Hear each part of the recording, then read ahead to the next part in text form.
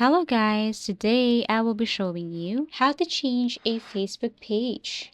If you find this video helpful, please do like and subscribe. So let's start. So first you have to open your Facebook and then kindly switch to your Facebook page here.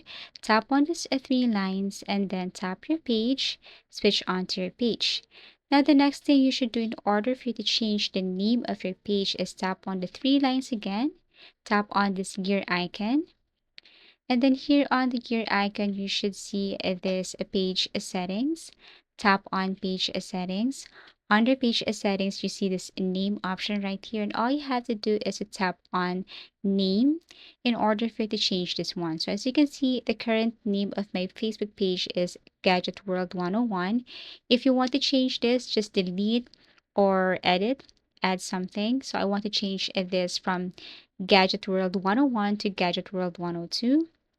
So once I have entered the new name of my Facebook page, I have to tap this review change, tap this one, and then you can review everything. And after that, you tap for approval. So submit for approval, wait for a couple of seconds or minutes, hours, days until Facebook notify you if they have accepted this new name of your Facebook page.